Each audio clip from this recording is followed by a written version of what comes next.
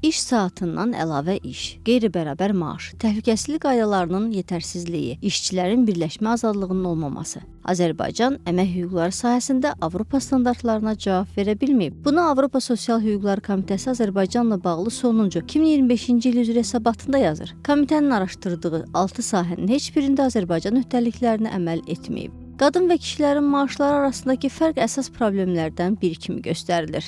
Bu faiz göstəriciləri qadınların kişilərdən daha az maaş alması və ədalətli ödəniş hüququnun pozulması deməkdir.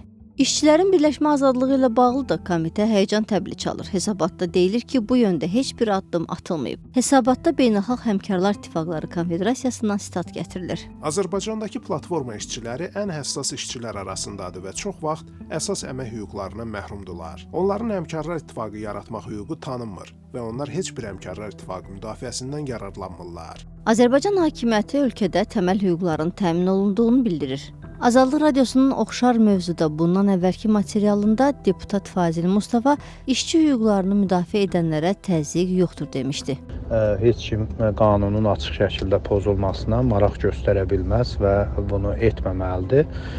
Bütün bu hallarla bağlı hansısa işçi hüququnu qoruyan mexanizmlərə də bir maneçilik yoxdur.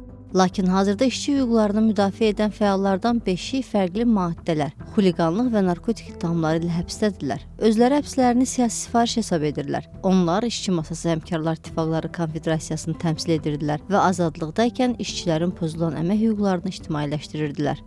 Bəs Azərbaycan əmək hüquqları sahəsində öhdəliklərə davamlı əməl etməzsə?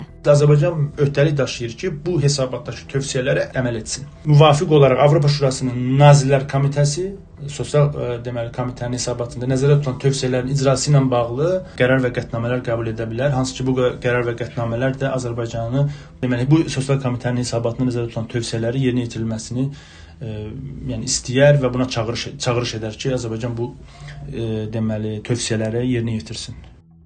Avropa Sosial Hüquqlar Komitəsinin araşdırmalarından bəlli olub ki, Azərbaycanda tətilin qadağan olunduğu peşə və xidmət sahələrinin siyasi standartlarla müqayisədə çox genişdir. Avropa Sosial Xartiyasının standartlarına görə dövlət tətil hüququnu yalnız milli təhlükəsizlik, ictimai asayiş kimi zəruri olan hallarda məhdudlaşdıra bilər. Azərbaycanda isə polislər, dövlət qulluqçuları, xəstəxanalar da daxil bir çox sahədə müəssisələrin işçiləri tətil hüququndan məhrumdular.